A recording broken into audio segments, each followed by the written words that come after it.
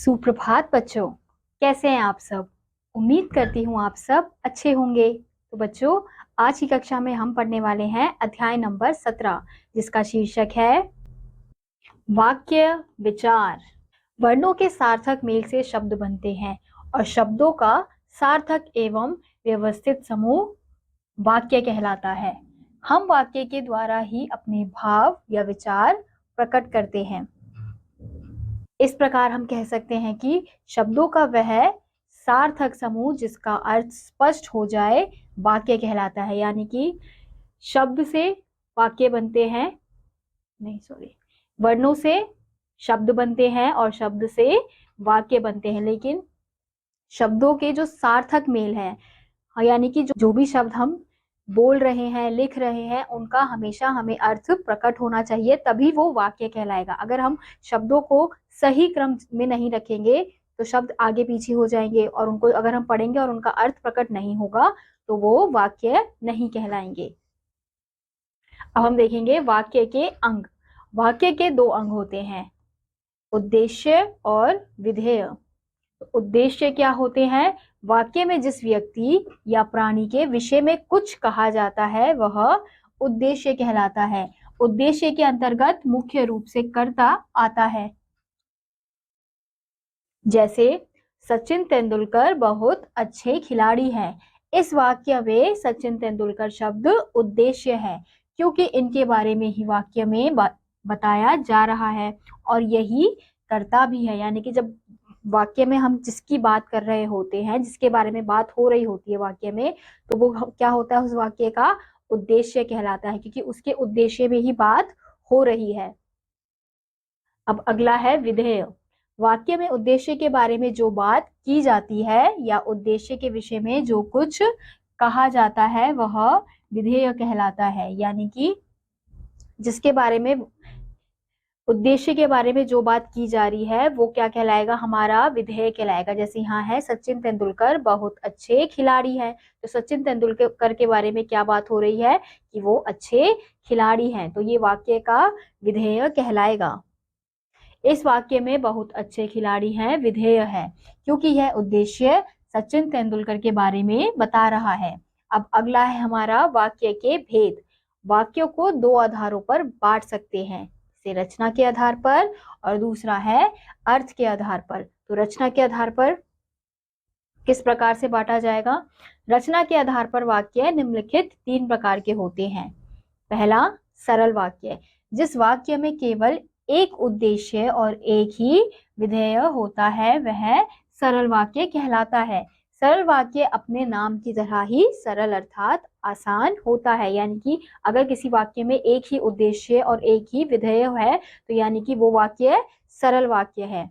जैसे हमें यहाँ पे उदाहरण दिया हुआ है, बालक कहानी की पुस्तक पढ़ता है, तो बालक क्या हो गया? हमारा उद्देश्य, क्योंकि बालक के बारे में बात कही जा रही है।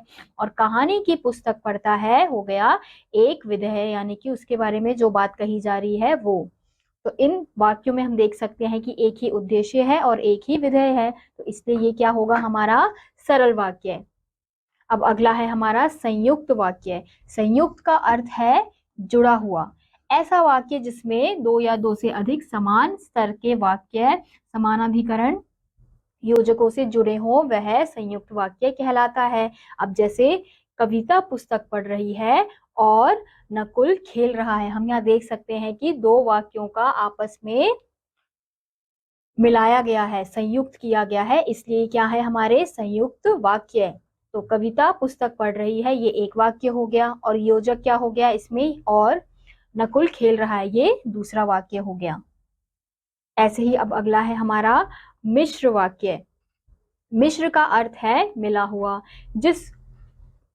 जिस वाक्य में एक प्रधान वाक्य हो और एक या एक से अधिक आश्रित उपवाक्य व्यधिकरण योजकों से जुड़े हों वह मिश्र वाक्य कहलाता है। जैसे वह घड़ी कहाँ है?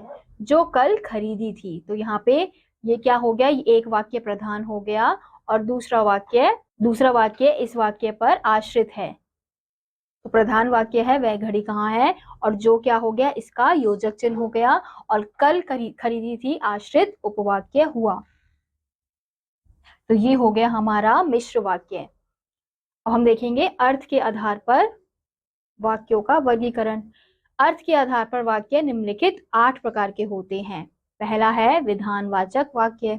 जिस वाक्य में किसी विधान का बोध हो उसे विधानवाचक वाक्य कहते हैं। जैसे कोयल कूक रही है, गाय चर रही है, तो ये क्या है हमारे विधान वाक्य। अगला है हमारा निषेधात्मक वाक्य।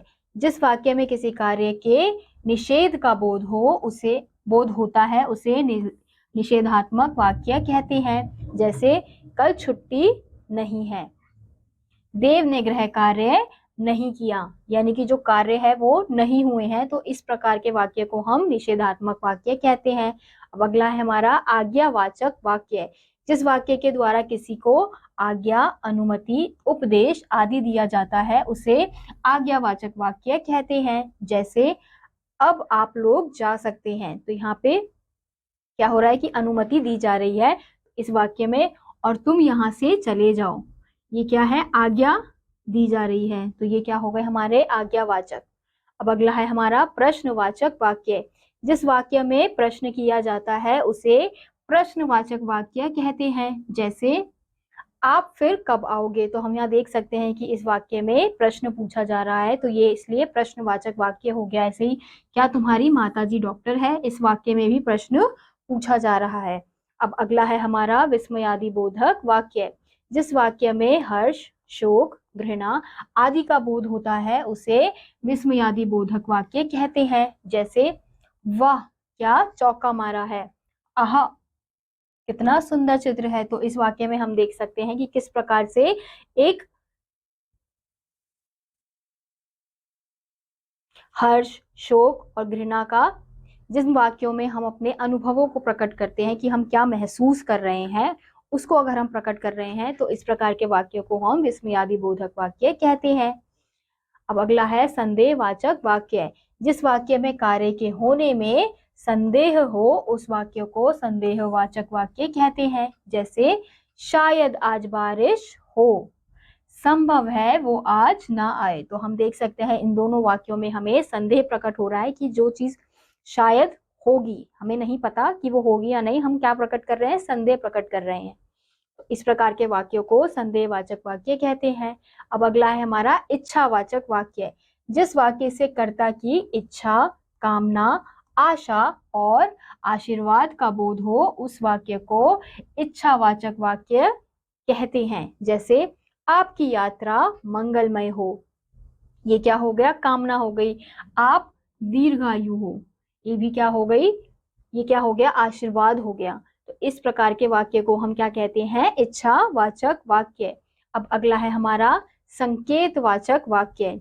जिस वाक्य में एक क्रिया का दूसरी क्रिया पर निर्भर होने का बोध हो उसे संकेतवाचक वाक्य कहते हैं।